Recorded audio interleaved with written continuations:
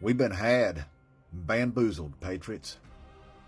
I stumbled across the broadcast from the Christian Broadcast Network last night, and they have this urgent message that they want gotten out to everybody that's headed down there in those convoys and those caravans down there to Eagle Pass, to the southern border. And that message is that we're going to be real disappointed when we get down there because there's nothing to see. Said the invasion's over. That the Mexican government took care of that for us. That they went out there and they dug these impenetrably deep trenches, apparently 800 miles long. And they got all the immigrants trapped on the other side, and they're using the Mexican military to do roundups on them, y'all. And they're putting them on buses, and they're transporting them all down to Mexico's southern border. And all these huge encampments of immigrants that's been waiting to just flood into America. Said they bulldozed all of them, cleaned them right on up. Said that didn't leave a trace. Said it's as if they never really existed in the first place.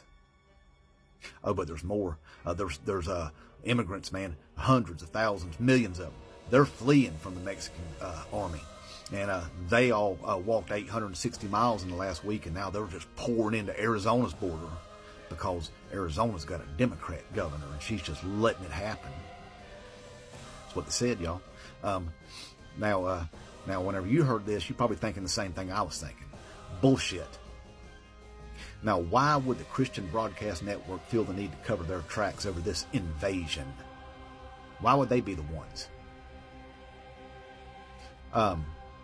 Why would Texas be the only border state that's just being invaded?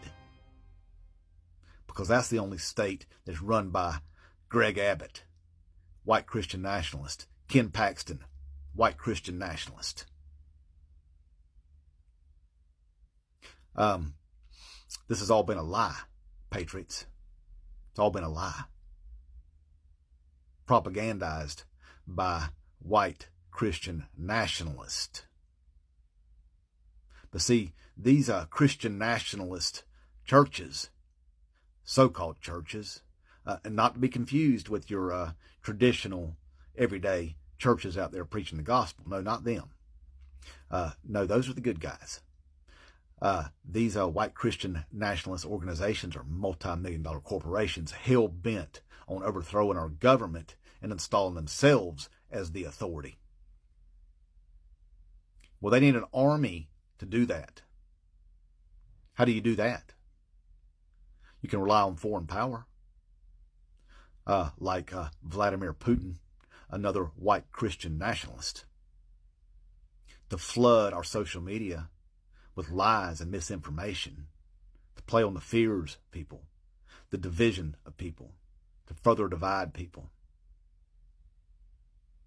You can create organizations like Q and pump out propaganda like the evil Democrats, the cabals, the deep states, the Hollywood elites. It's got hundreds of thousands of our children trapped in tunnels underground where they do these horrific things to them and drink their blood. That's how you get an army. You convince people that your government is corrupt, that it's evil, it's tyrannical. And you turn red-blooded American patriots into traitors to their own country, to Russian sympathizers. You convince them to elect a bunch of people like the Freedom Caucus, who have never introduced legislation to benefit the American people ever. All they ever do is introduce anti-rights legislation. And their ultimate objective, and what they always do, is try to shut our government down, destroy our economy, destroy our government from the inside. Well, now these Christian nationalists have their army, don't they? Us, patriots, we're convinced that our government is evil, corrupt, and that our enemy is other American citizens. To the point that we're out there talking civil war. And if that happens, these Christian nationalist organizations are going to kick back and laugh while we destroy each other, destroy our government, destroy our democracy.